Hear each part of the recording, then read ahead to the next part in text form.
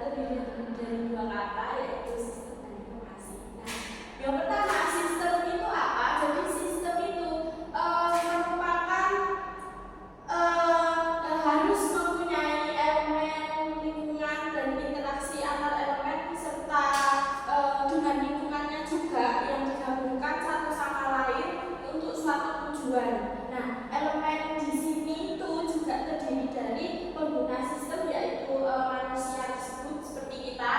Lalu ada alat yang digunakan, mesin yang kita gunakan untuk elemen ini. Terus ada aturan juga, yaitu sebuah prosedurnya, dan tentunya ada dokumen. Lalu ada elemen lain yang terorganisir. Nah, elemen ini ada dua bentuk, yaitu elemen yang lebih kecil itu disebut subsistem. Contohnya seperti kita bisa bayangkan kayak perangkat lunak di komputer. Nah, kalau yang satunya lagi itu ada elemen yang lebih besar, yaitu suprasistem. Itu seperti perangkat keras atau komputernya tadi.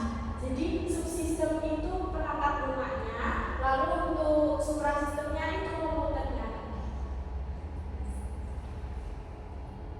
Nah, berikutnya tadi kan sudah dijelaskan mengenai sistem ya. Sekarang kita kilas balik mengenai arti dari informasi. Jadi informasi itu merupakan pengolahan data menjadi suatu bentuk yang lebih berguna untuk penggunanya, bisa menggambarkan kejadian nyata untuk mengambil keputusan. Nah, sumber dari informasi ini merupakan data. Sedangkan data sendiri itu masih mentah ya. Jadi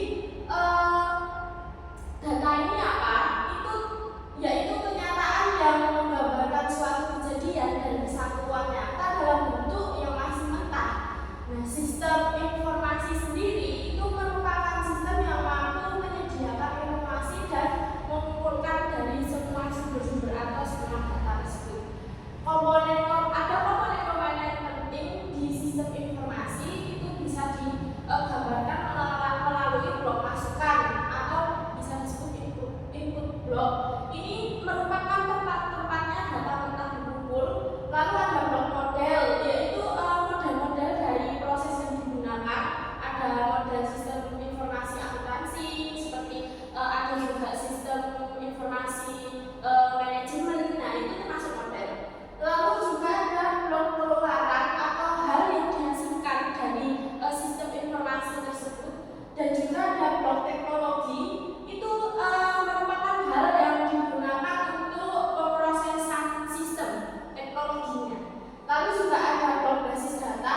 Itu merupakan penyimpanan dari data-data yang telah dikumpulkan di sistem informasi ini, dan juga ada blok kendali untuk mengendalikannya yang telah dikumpulkan tadi. Lalu teknologi-teknologinya. Nah, sedangkan sistem informasi manajemen, yaitu salah satu dari bentuk model blok model tadi, itu merupakan salah satu jenis dari sistem informasi yang menghasilkan laporan seperti laporan periodik dan laporan khusus. Nah, untuk selanjutnya yaitu review yang kedua itu ada sistem informasi akuntansi. Ini salah satu model juga, yaitu pengertiannya itu sistem informasi akuntansi itu adalah sistem pengumpulan dan pemrosesan data transaksi serta penyebaran informasi keuangan kepada pihak yang berkepentingan. Sistem ini membantu informasi yang isinya itu kebanyakan mengenai hutang, penjualan, aktiva, lalu arus kas, lalu juga laba rugi yang kita pelajari di semester kemarin di kuliah kemarin. Nah, tergantung sistem informasi akuntansi ini itu tergantung penggunaannya. Jadi kita kalau mau hitung hutang ya di mengenai hutang, jadi sesuai bentuk tujuannya. Nah, di sini ada fungsi dan subsistem dasar dari sistem akuntansi. Fungsi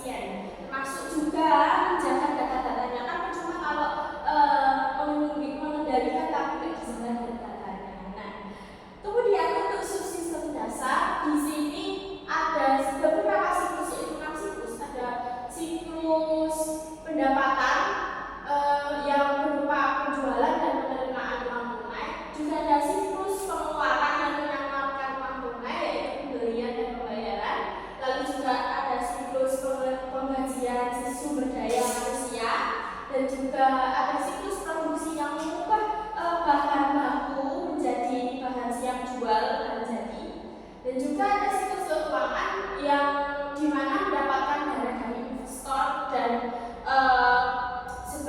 sejenisnya, lalu juga membayar mereka kembali. Nah, ini merupakan siklus dari pemrosesan data tadi.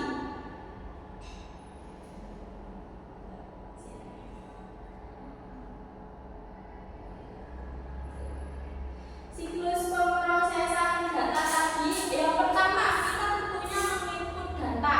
Kalau tidak diinput datanya terlebih dahulu, kan kita mau memproses apa nggak tahu ya.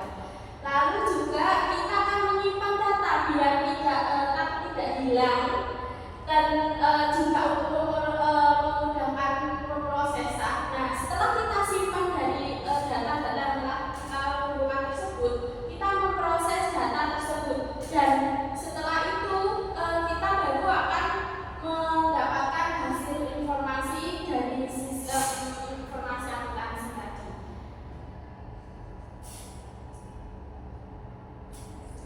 Baik, saya akan menjelaskan tentang fungsi bisnis dan dokumen sumbernya. Ini materi saya mirip dengan awal ya. Jadi ada 4 siklus, saya tadi kan saya cuma bahas 4. Itu ada siklus pendapatan, siklus pengeluaran, nanti ada sumber daya manusia, dan siklus pemrosesan data. Nah, kita mulai dari siklus pendapatan dulu. Apa sih siklus pendapatan itu? Nah, siklus pendapatan adalah rangkaian aktivitas bisnis yang menyediakan barang dan jasa ke pelanggan dan menagihkan sebagai pembayaran.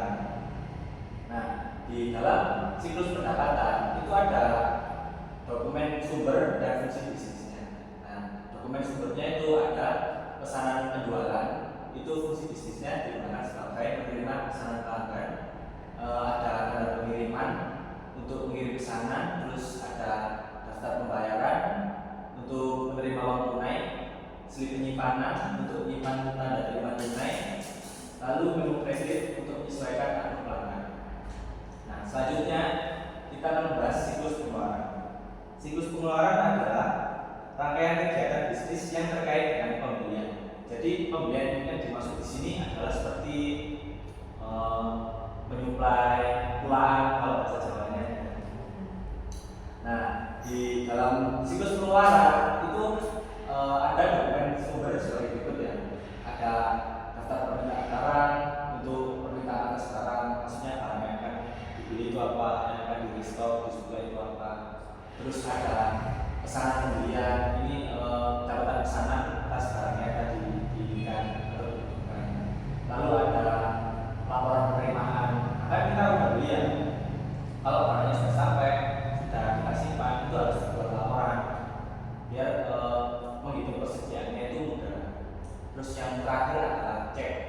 Cek ini bukan mengecek barang gitu ya. Jadi cek itu untuk pembayaran barang, jadi yang biasanya ditulis terus nanti dicairkan. Oke, bisa bagus. Next. Nah, ini tadi yang saya singgung. Ada siklus sumber daya manusia. Ini berkaitan dengan apa ya? Pegawai dan karyawan. Untuk pengertiannya adalah tahapan karyawan yang berhubungan dengan organisasi. Nah, jadi memang siklus sumber daya manusia ini isinya tentang rangkaian aktivitas yang memantau karyawan kita ya. Jadi di dalamnya itu ada account pajak untuk kumpulan data iuran pegawai, terus kartu jam kerja untuk mencatat waktu bekerja masing-masing pegawai, terus ada catatan waktu.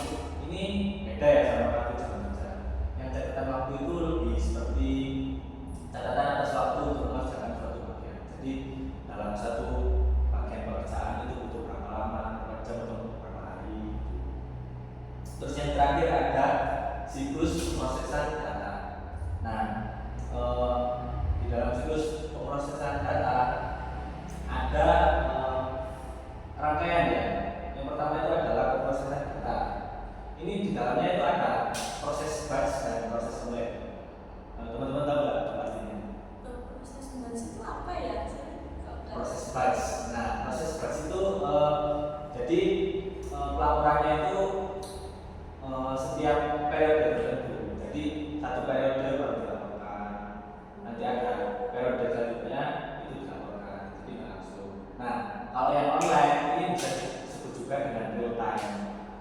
itu jadi setiap ada transaksi itu ya langsung cair, nggak nunggu satu periode, nggak nunggu sampai periode yang terakhir. Jadi ada pelanggan masuk, terus transaksi langsung cair gitu. Terus jadi lebih mudahan yang online ya. ya soalnya ya apa ya bisa menanggulangi kalau lupa atau apa ya terlisut gitu kombinasinya.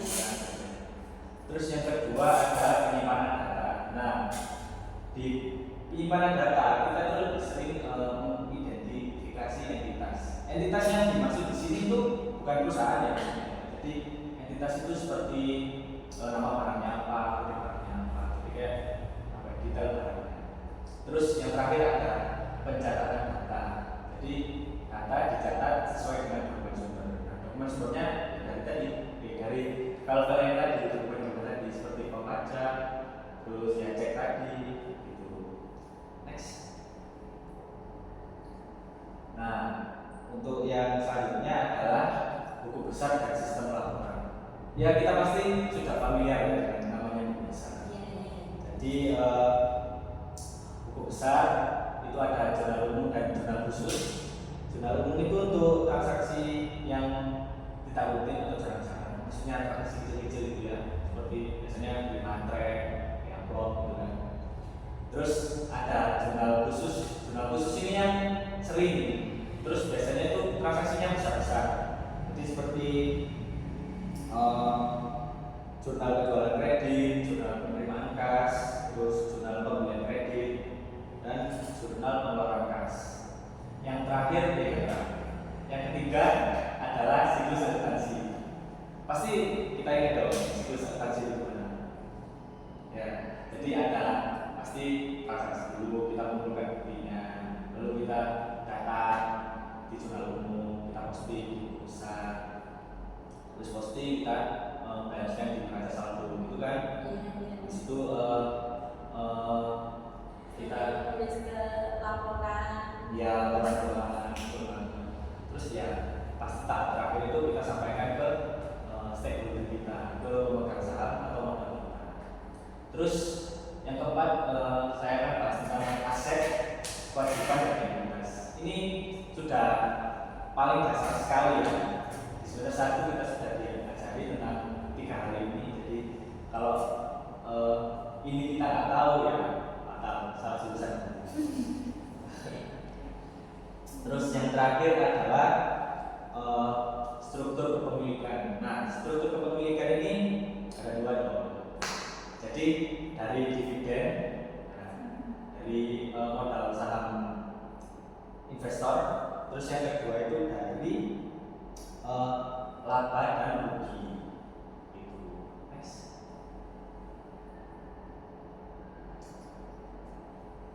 Oke, yang selanjutnya kita akan membahas tentang dokumentasi sistem informasi akuntansi. Nah, di apa ya? Cara pendokumentasian sistem informasi akuntansi itu ada 4 di sini. Jadi secara narasi atau tertulis, terus ada pakan alir, ada diagram, lalu media lainnya untuk menunjukkan cara kerja. Ini media lainnya bisa seperti aplikasi yang seperti yang kemarin. Terus yang kita sempat buat dulu aplikasi apa ya? Trawilo atau apa itu? Nah, Visio itu media untuk menunjukkan cara kerja. Lalu ada 3 jenis diagram yang sering dipakai di dokumentasi sistem informasi akuntansi. Yang pertama adalah diagram arus data. Diagram arus data adalah diagram untuk menggambarkan arus data sistem informasi akuntansi dengan 4 simbol dasar biasanya, yaitu saya tadi lupa menaruh simbolnya, tapi mudah kok diidentifikasi. Nanti ada contohnya. Jadi simbol pertama itu ada kotak. Kotak itu biasanya melambangkan tentang asal data dan tujuan data. Terus yang kedua ada arus data. Itu nanti seperti garis dulu ada panahnya di depannya. Untuk menunjukkan arahnya ya. Nah, itu arah transaksinya. Terus ketiga ada proses transformasi. Itu biasanya simbolnya lingkaran. Yang keempat ada garis 2. itu biasanya untuk menunjukkan penyimpanan suatu data. Nah, yang kedua itu ada diagram konteks. Diagram konteks adalah diagram arus data yang terbentuk secara umum, jadi belum menggambarkan transaksi secara detail. Terus yang terakhir adalah data dictionary. Data dictionary itu deskripsi tentang seluruh elemen data, penyimpanan data, arus data, dokumen data, dan item fisik data. Jadi ini apa ya, lebih detail yang di data dictionary karena apa ya, akan menyebutkan tentang kode barangnya, barangnya, kualitasnya. Oh, namanya juga dictionary ya, jadi kayak Ya, kayak kamus, jadi menjelaskan masing-masing itu untuk apa, namanya itu klasifikasinya. Next, ini nextnya ini contohnya. Oh. Nah, ini dia yang saya maksud. Jadi ini yang diagram arus data itu ada kotak. Oh, bukan kotak, persegi panjang namanya. Persegi panjang itu untuk menunjukkan asal data dan tujuan data. Terus itu ada garis panah ya, namanya itu menunjukkan arah transisinya bagaimana. Terus lingkaran, nah itu lingkarannya lingkaran nafas itu menunjukkan transformasi proses transformasi ya. Nanti menjadi apa di geser ke kanan, geser ke kiri dengan menggunakan tujuh tadi. Terus garis dua penyimpanan data. Oh di sini nggak ada. Oh iya nggak ada. Ini hasil akhirnya. Nah betul itu adalah hasilnya. Terus yang kedua adalah dari diagram konteks. Diagram konteks seperti ini. Jadi kalau kita lihat kan umum banget ya. Cuman ada berapa tuh? 3 elemen. Terus langsung dikasih tulisan bawahnya itu secara umum gitu. Jadi orang baca sekilas itu ya tahu, cuma tidak mendetail gitu ya. Terus yang terakhir ini data dictionary-nya. Nah ini bisa kita lihat ada data type, ada panjangnya, ada constraint. Nah saya nggak tahu bahasa Indonesia. Terus ada deskripsi datanya. Ini lebih lengkap. Biasanya yang berbentuk adalah seperti ini. Oke, next. Sudah selesai ya. Silakan. Di sini aku melanjutkan dari itu sebelumnya ya, karena ini hampir-hampir sama materinya. Kalau aku membahas tentang sama dokumentasi sistem informasi, apa sih badan alir itu? Badan alir itu untuk menjelaskan prosedur atau arus sistem menggunakan simbol-simbol standar dalam DFI atau data flow diagram. Nah, badan alir ini mendeskripsikan dokumen atau catatan dalam suatu sistem. Nah, tadi simbol-simbolnya udah ada di review sebelumnya ya, contohnya seperti itu. Nah, untuk jenis-jenisnya itu ada badan alir dokumen itu untuk menggambarkan suatu dokumen dan informasi dari sebuah organisasi. Lalu ada badan alir sistem komputer atau badan alir komputer itu isinya tentang outputnya, prosesnya, dan inputnya. Lalu untuk yang ketiga itu ada badan alir program itu untuk menggambarkan urutan kerja pada program suatu komputer.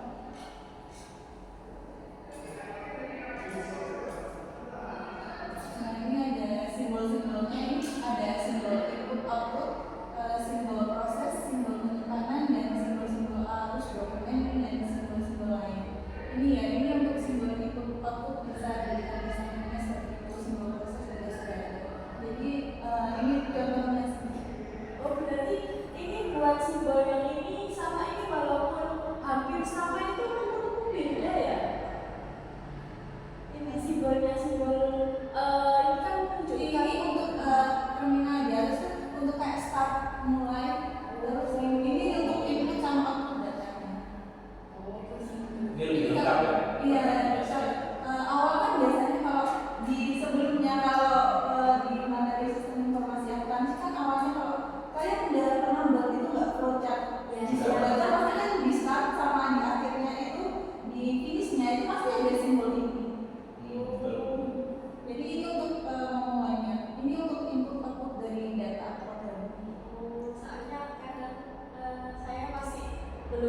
seringnya. Super. Iya, sering ketuker.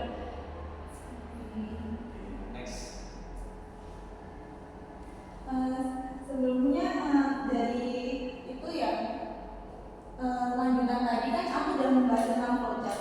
Nah ini untuk sistemnya flowchart itu bagaimana? Sistemnya itu seperti penggambaran secara grafik diagram langkah dan urutan prosedur dari suatu program. Nah flowchart itu untuk apa sih? Flowchart ini untuk menolong analis dan programmer dalam memahami alur suatu program. Jadi mereka tuh membuat program itu flowchart itu bukan untuk memecahkan masalah, tapi bagaimana prosedurnya dari suatu program tersebut. Jadi fungsinya flowchart itu untuk memahami prosedurnya, bukan untuk memecahkan masalah-masalah yang ada di sistem informasi tersebut. Lalu flowchart juga biasanya mempermudah penyelesaian suatu masalah, khususnya masalah yang perlu dipelajari dan dievaluasi lebih lanjut. Nah, tujuan flowchart itu tadi apa sih? Untuk menggambarkan suatu tahapan penyelesaian masalah.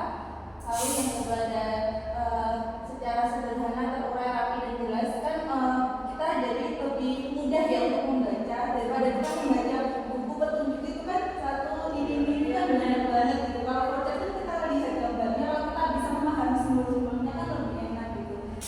Benar. Ya, ini flowchart itu juga menggunakan simbol-simbol standar yang seperti dicontohkan tadi. Jadi nggak berubah-ubah ya simbolnya, tetap itu aja. Ya banyak sih tadi contohnya, tapi simbolnya pasti ada banyak. Seperti ada simbol dokumen itu kan yang bentuknya seperti Oh, bukan yang kotak terus bawahnya ada dua. Ya. Itu kan simbol dokumen, jadi lebih banyak. Terus kalau di arsip itu segitiga gitu kan. Jadi dari apa yang saya katakan tadi lebih banyak. oke. Next. Oke, selanjutnya di sini aku akan membahas atau mereview mengenai pemrosesan transaksi. Nah, di setiap perusahaan itu pasti kan terjadi penjualan, pembelian. Nah, di sinilah kita akan membahas mengenai bagaimana pemrosesan di suatu perusahaan itu terjadi. Jadi, istilah pemrosesan transaksi itu suatu rekapan yang dilakukan suatu perusahaan atau organisasi untuk memenuhi aktivitas operasinya sehari-hari. Kemudian alur pemrosesan transaksi yang pertama itu pasti ada customer kan. Jadi kalau nggak ada customer nggak mungkin dong kita melakukan proses transaksi kan. Kira yang beli banget ya. Kemudian pasti customer itu nggak mungkin kan membeli barang itu hanya satu jenis, pasti ada barang A, barang B, barang C gitu kan. Makanya muncullah sales order atau rekapan dari orderan mereka. Kemudian setelah customer itu tadi menentukan orderan mereka apa, maka muncullah yaitu tagihan. Tagihan itu tadi diberikan kepada customer itu tadi. Kemudian setelah muncul billing atau tagihan, muncullah akun receivable atau akun pembayaran. Nah, di sales order atau di rekapan order, kita kan pasti sebagai perusahaan kan harus melihat kita di warehouse atau di gudang itu punya nggak sih barang-barang yang dipesan oleh customer. Nah, kalau kita rasa di gudang kita itu tidak ada, maka kita akan melakukan namanya proses produksi, bukan? Nah, kalau kita melakukan produksi, pasti kita harus melakukan penjadwalan produksi. Kapan kita harus produksi barang yang dipesan oleh customer itu tadi. Nah, kalau kita lihat ternyata di gudang kita itu pesanan dari customer itu ada, maka kita langsung melakukan shipping atau pengiriman barang kepada customer. Nah, di pengiriman barang itu tadi juga akan muncul nama billing atau tagihan. Nah, tagihan itu tadi diberikan kepada customer. Kemudian kita melihat dari siklus transaksi dan sistem aplikasinya. Nah, setiap perusahaan itu pasti punya goals atau punya goals transaksi yang berbeda-beda. Tapi kan setiap perusahaan itu pasti proses transaksinya itu hampir sama kan, jadi nggak terlalu beda. Kemudian di dalam siklus transaksi dan sistem aplikasi itu tadi ada komponen dasar. Yang pertama yaitu masukkan atau input yang tadi sudah dibahas di bab pertama yang dibahas oleh Aul. Nah, masukan atau input itu meliputi faktur, situs jualan, pesanan konsumen, dan kartu akses karyawan yang sudah dibahas di awal tadi. Kemudian yang kedua ada pemrosesan, yaitu berusaha untuk transaksi akuntansi keuangan. Nah, jurnal tadi kita kan ada dua ya, ada jurnal umum sama jurnal khusus. Di situ tadi kita bisa memilah mana dari transaksi-transaksi yang sudah terjadi. Kemudian yang ketiga ada penyimpanan sendiri, bagaimana kita itu menyimpan dokumen-dokumen transaksi yang sudah terjadi di organisasi atau di perusahaan kita. Kemudian yang keempat ada pengeluaran atau output, yaitu segala sesuatu yang dikeluarkan oleh sistem seperti laporan keuangan, neraca saldo, dan laporan operasional. Hasilnya ya. Ya, hasilnya. Kemudian kita membahas mengenai keamanan sistem informasi. Jadi suatu keamanan sistem informasi yaitu suatu sistem yang dirancang oleh programmer atau analisis yang berhubungan dengan sistem informasi yang berbasis komputer. Jadi di sini itu kurang lebih bagaimana cara perusahaan itu tadi mengamankan data, bagaimana cara perusahaan itu tadi menanggulangi data hilang. Ya, yang di dalamnya terdapat unsur-unsur seperti perangkat keras tadi, database dan prosedur lain-lainnya. Kemudian siklus dari sistem keamanan informasi sendiri, yang pertama ada analisa sistem. Jadi bagaimana cara kita menganalisa bagaimana sistem ini bekerja.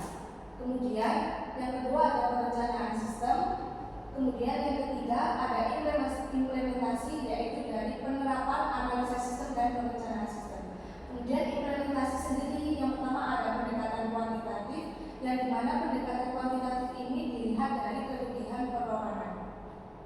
Kemudian yang kedua ada pendekatan kualitatif, itu pendekatan yang bagaimana kita melihatnya dari ancaman tersebut. Kata lainnya berarti kayak kuantitatif itu sesuai jumlah-jumlah kerugian jadi ya, kalau kualitatif berarti dari kualitasnya gitu kan ya.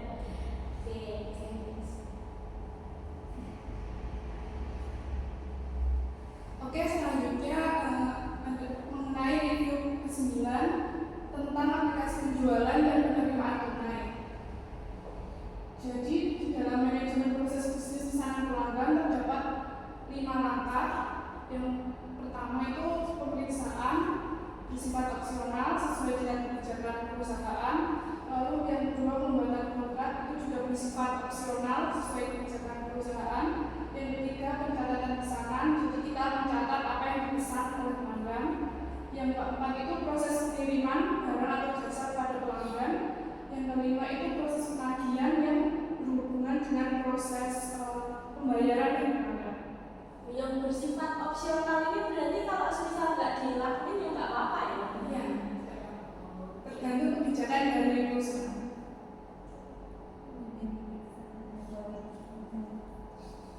Lalu selanjutnya ada perencanaan sumber daya perusahaan. Di sini ada enterprise resource planning, yaitu sistem yang mengelola informasi terkait dengan manajemen proses bisnis pesanan pelanggan. Dan ERP ini memiliki aplikasi yang bernama SAP R3 yang digunakan untuk menyimpan dan mengelola data dalam manajemen proses bisnis pesanan pelanggan. Di dalam SAP itu ada namanya file master pelanggan. Jadi itu tempat untuk menyimpan semua informasi tentang pelanggan. Jadi memudahkan kita untuk melakukan transaksi. Jadi sebelum melakukan proses order penjualan itu kita harus sudah memiliki catatan pelanggannya. Lalu di SAP R3 ini membutuhkan jenis rekaman induk, yaitu catatan penjualan pelanggan, catatan pengiriman pelanggan, catatan penagihan pelanggan, dan catatan pembayaran pelanggan. Lalu untuk pengelolaan rekaman induk itu setiap transaksi harus memiliki nomor yang berbeda, jadi tidak boleh sama. Dan sebelum membuat rekaman induk ini kita harus memastikan bahwa penjualan ke pelanggan itu sudah disetujui.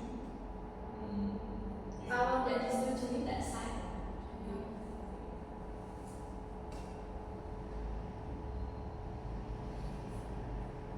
Lalu selanjutnya ada data pada SAP R3. Di sini untuk memasukkan informasi pelanggan ke dalam sistem.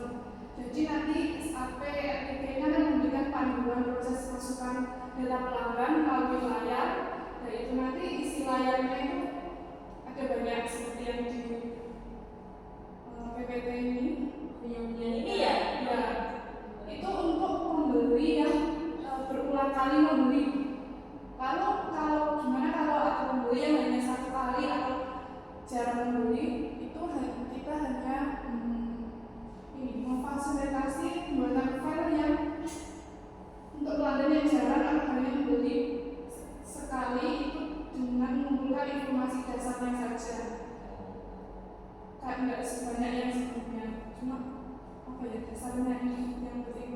Iya. Kayak info pelanggannya tadi ya yang udah disebutkan tadi kan. Terus ada standar order processing APA 3 yaitu menguraikan proses bisnis di mana pelanggan menuliskan pesanannya diisi dengan inventory terjadi. Oh, berarti ini menanyakan secara mandiri ya Pak. Jadi ini siapa yang dipesan, terus mengisi alamatnya, nama teleponnya sendiri gitu. Mereka cuma bilang tapi kita yang isi, maksudnya dari perusahaan. Tapi kalau dilihat dari penjelasannya ini mandiri sih. Jadi customernya sendiri yang mengisi, nanti perusahaan tinggal klasifikasikan ordernya apa, terus Dan otomatis di perusahaan. Betul.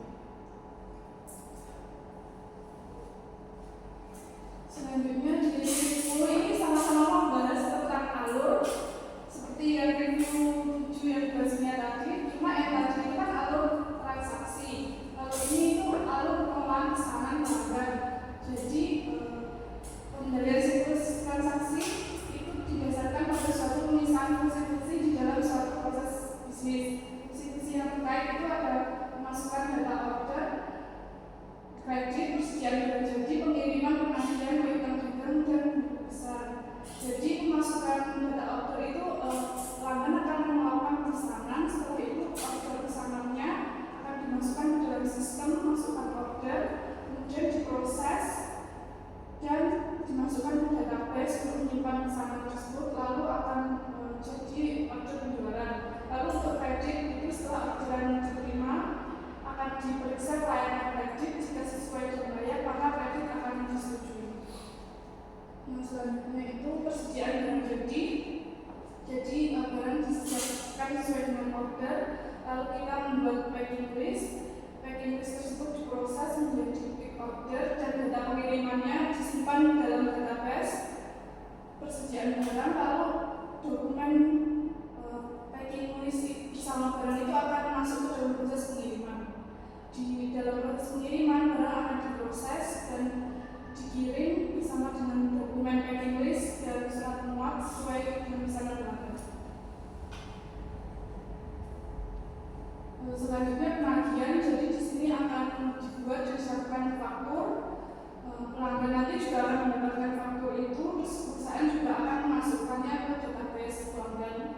Lalu akan disiapkan juga jurnal entry dan jurnal voucher yang akan dicatat ke dalam buku besar. Lalu piutang usaha, di sini faktur akan diposting ke dalam buku besar piutang dagang. Iya, kredit. Yang lain itu buku besar, jadi semua transaksi dimasukkan ke buku besar dan database buku besar dengan proses membandingkan data agar data itu dipastikan bahwa data itu cocok